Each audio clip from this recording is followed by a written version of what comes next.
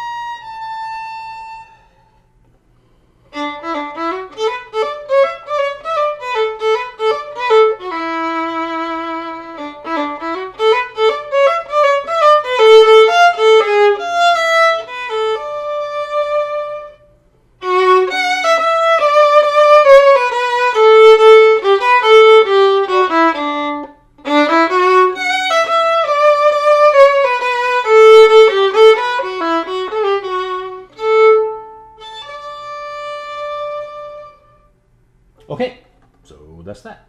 Okay, so this is a pretty cool little song. I really like to play it.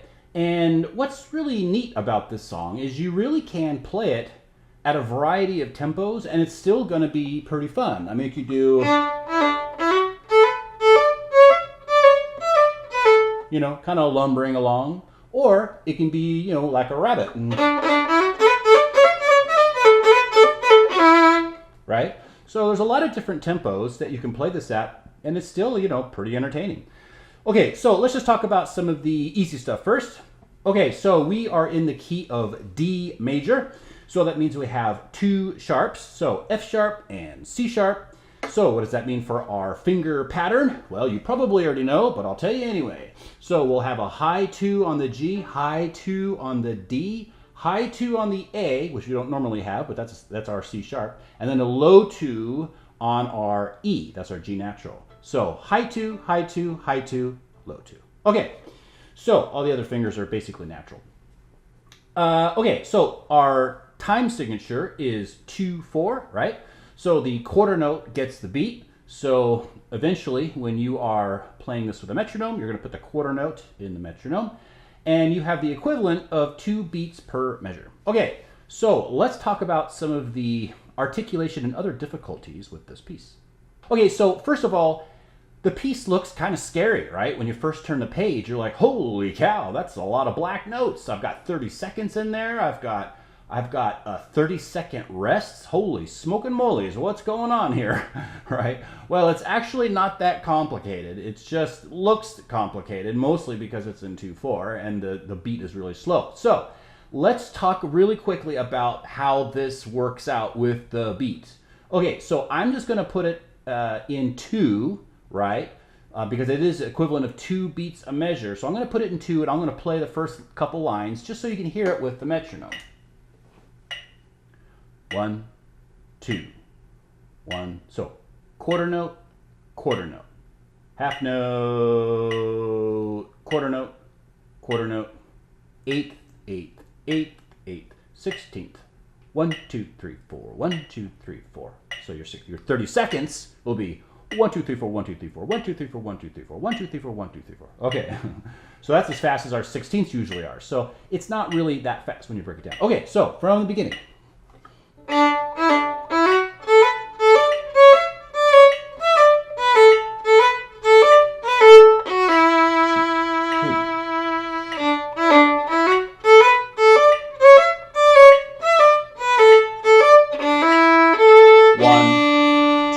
Right? I'll play it a little bit one more time. 1,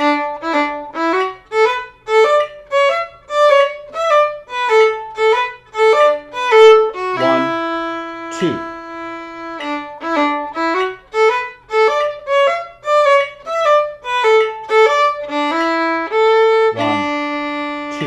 Then going on.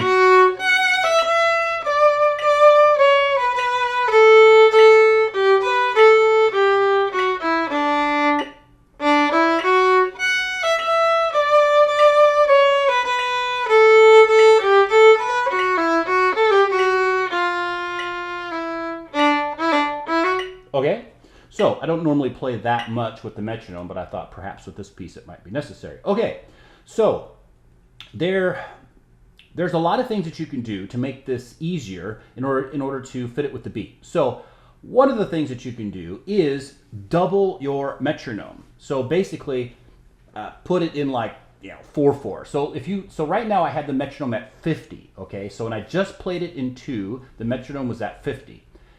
What you could do is you could subdivide. That could make it a little bit easier to count things out. So instead of counting 2 in your half note, you're going to be counting 4, right? So if I put the metronome on, let's say 100. Okay, so here is the metronome at 100, right? Now when I play it, it might be a little bit easier to count.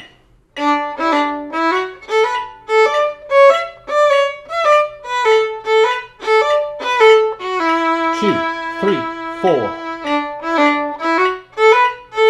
Right, so the reason why it might be easier in the beginning for you to play it in 4 is because every time you change your bow, that's a beat, right? Bum ba dum ba dum ba dum ba dum ba dum ba dum ba dum ba dum ba dum ba dum ba dum ba dum, right? So basically the second note of the 2-note grouping is always going to be on the beat. Bum be dum ba dum ba dum ba dum ba dum ba dum ba dum ba dum ba dum ba dum ba dum. Okay, so I think you get it. So that's basically how I'd recommend. If you have any difficulty with this first rhythm, put it in 4, then put it in 2, because once you get it with the beat, and then it's not so bad. Okay, so same thing with the second part, right? I've got the metronome at 100, it's in 4.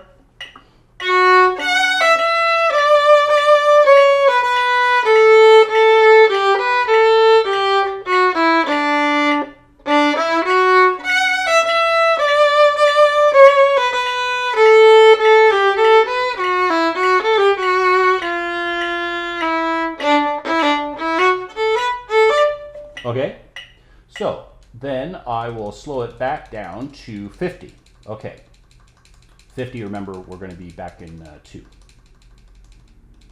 Okay, so that's it for that first rhythm, okay? And I understand there are a lot more complicated rhythms coming up. I will definitely cover those. Okay, so let's talk about how to manage our bow a little bit. So I'm a broken record, but every time you see these little rests, right? These little 30-second rests in the beginning, all it means is just stop your bow. So as long as you make this fit with the beat, don't worry about the fact that they're 30-second rests. Oh my goodness, how do I count a 30-second rest? Nah, you just make sure that you stop your bow, so that's going to create silence in between the 2-note groupings, right? As long as there's silence in between the 2-note groupings and you're playing it with the metronome, well then you're fine, right? But watch how I stop my bow.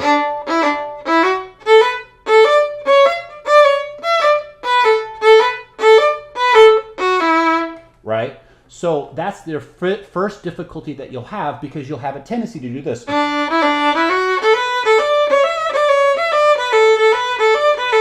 Right? Everybody does. So you have to learn first, and maybe you should practice it without the metronome first, but practice just stopping your bow. So 1, 2, 1, 2, 1, 2, 1, 2.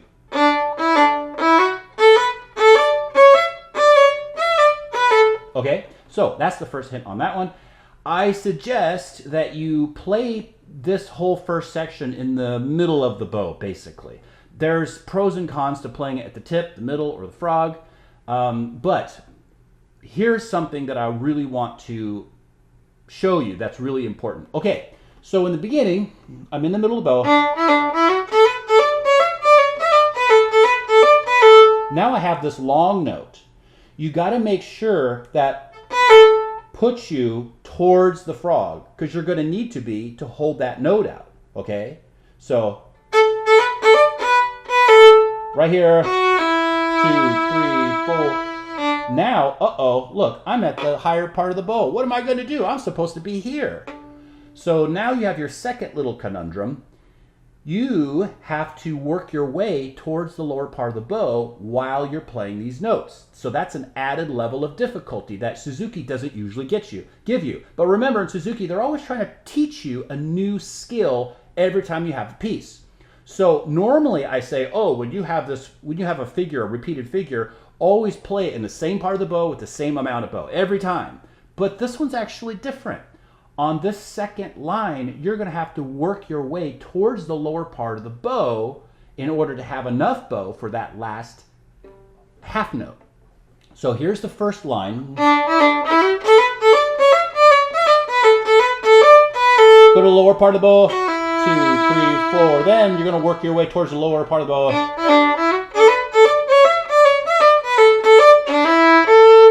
For this note, I'll show you again.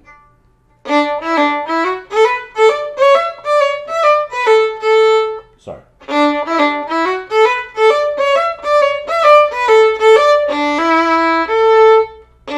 So you have to gradually work your way towards the lower part of the bow. But here's a big cheat. You see that fourth finger, the second to last bar? Do a big up bow on that note, because you've got a retard there anyway. Do a big up bow on that. So if you weren't super successful in working your way towards the lower part of the bow, just use that fourth finger to get to where you want to be. So big bow, there you go. Right? So you could just wait for that last fourth finger to get all the way to the frog. You could do that if you want. But if you want to have a little fun with it and add a little complexity, try to work your way towards the bottom part of the bow and stop your bow for these two note groupings at the same time, right? That's a little fancier. It's not necessary, but it's a great skill to have.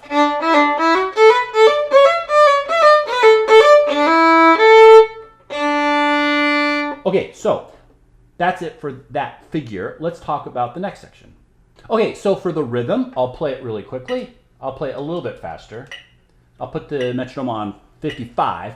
Da dee da da da da dee da da da. But here's one thing to remember. We have tenuto markings over the last 2 eighth notes of the first measure, right? So it's the third line, first measure. You see that fourth finger followed by that third finger, E and D.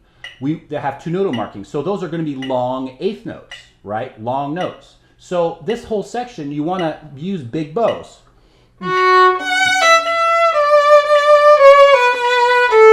Right? Big bows, because it starts out mezzo forte and goes to forte. So the rhythm with the metronome. Good. The other thing that I wanted to point out is that this, where you have this, the first measure of the third line, you have that dotted eighth followed by that 16th note, right? So a lot of times when Suzuki does this, they put a dot above the notes, so it's like this.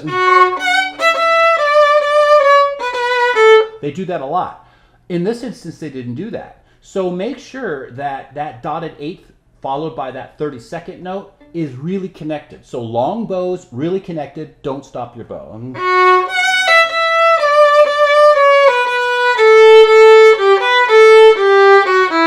Break.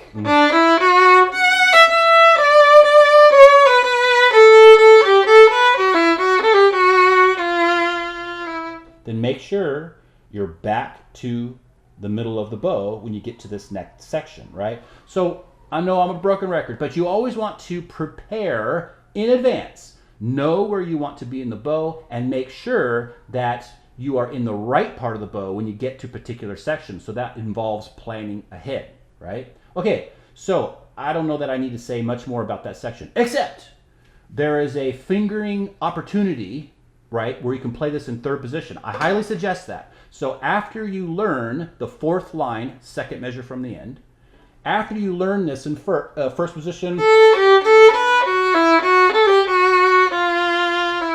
after you learn that, then, and you're comfortable with it, then play it in third position. If you're practicing third position these days, you know, you're working on it, you're trying to improve it, then play that whole, play that first four notes in third position. 2, 1, 2, 3. Then it's easier because you don't have to do any string crossings, and it sounds better too. So instead of it's all in the D. So anyways, that's a fingering option. Third position, second finger. Back to first. Then, right? Okay, so now the second line to the end, you know, second measure to the end, right? We have some accidentals, right? So,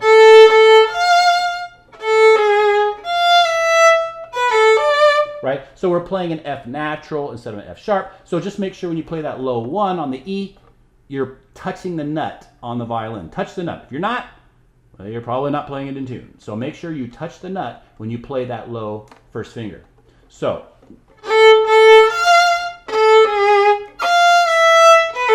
right? So we also have an opportunity here to play in third position. So the alternate fingering is, instead of, we do, then first position, right? It's going to sound a lot better, and it's easier without the string crossings. So once you learn it in first position, then start practicing it in third. And low 3, then shift down. Okay, so just thought I'd throw that in there. Okay, so let's look at the next section.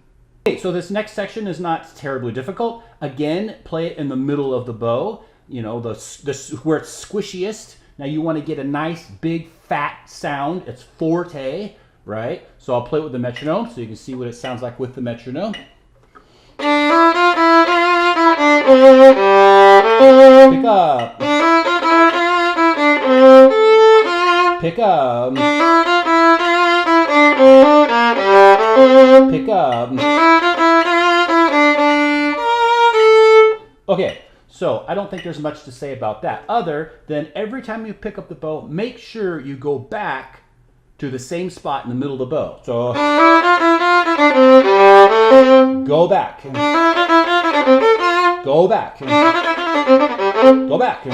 Okay, you get the idea. Okay, so now let's look at the rhythm, right? This is probably the scariest rhythm, but it's not, I promise, it's not that hard, especially if you practice it slow. Okay, so the next rhythm with the metronome, I got the metronome on 55, right? So I'll play it with the metronome.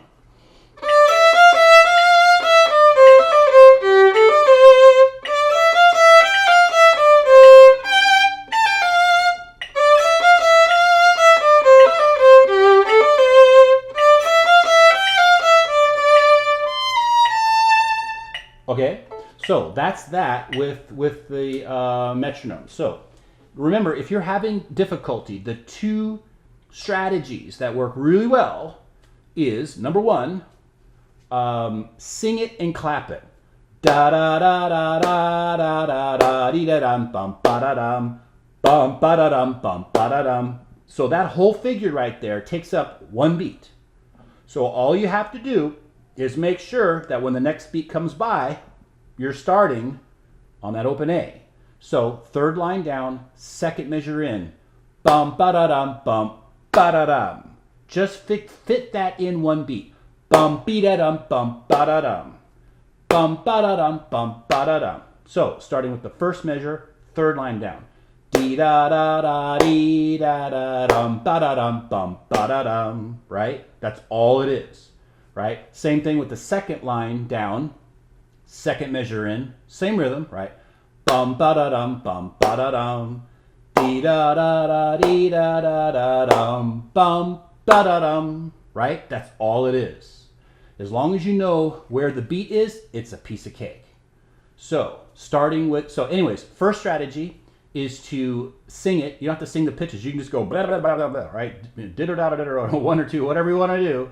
Just make sure it fits with the beat when you're clapping. So ba da da da dee da da dum ba da dum bum ba da dum.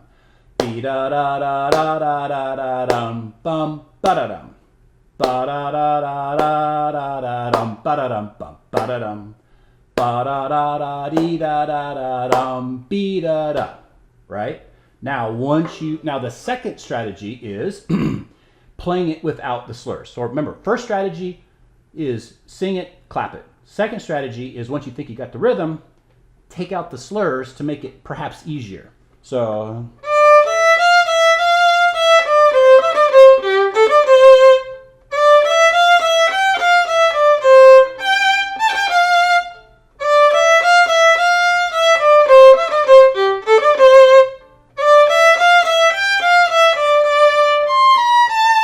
right?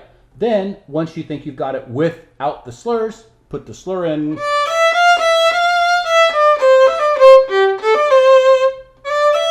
Right? Hopefully you get it.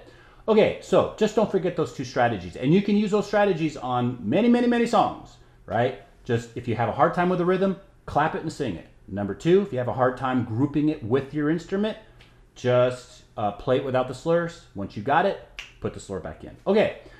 So, so the third line down, right? It's the second page. Third line down, last measure. We have two fingering opportunities, right? So what they've written in is third, extended 4, 2 low 4, 3.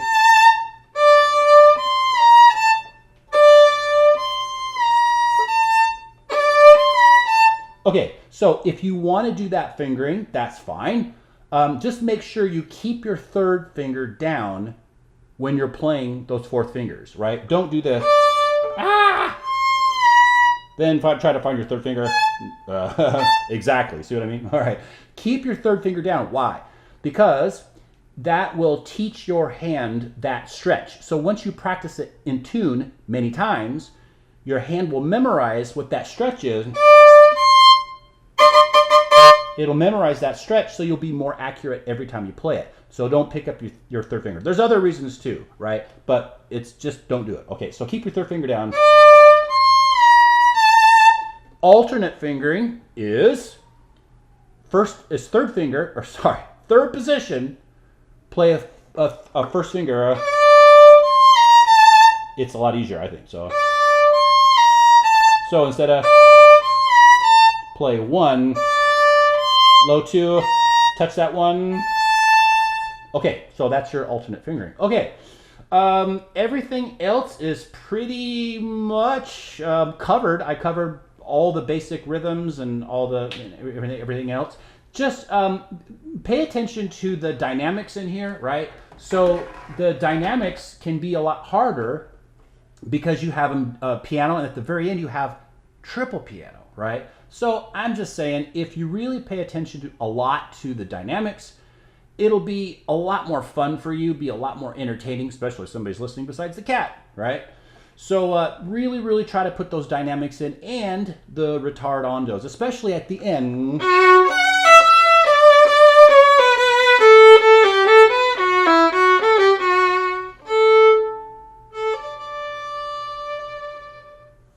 Yeah, pretty cool.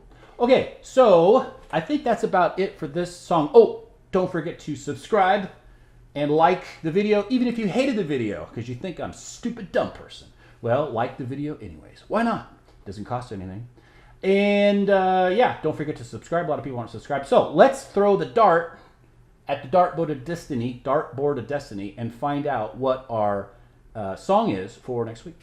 Okay, I have my weapon in hand. Let's throw it at the board and see what song it arrives like closest to, right? Because most of the songs are checked off now. So we'll just see whatever song is closest to the dart. Okay, here we go. Okay, wow, okay. Book 1, Perpetual Motion. So that should be an easy one. Okay, so we've gone from book 3 to book 1. Book 1, Perpetual Motion is next week. So guys, yeah, like I said, don't forget to like and subscribe to the channel, all that good stuff. But if you have any questions or comments, please put them in the comment section below. I answer pretty much most of the comments and stuff. And if you guys have some ideas for videos that I could do, please let me know. Sometimes it's difficult to come up with content. At this point, I'm actually making a lot of videos over again. But there's a lot of older videos that just suck, so I'm just trying to make them suck less. So with that, I hope this video helped, and I hope you guys have a great time practicing.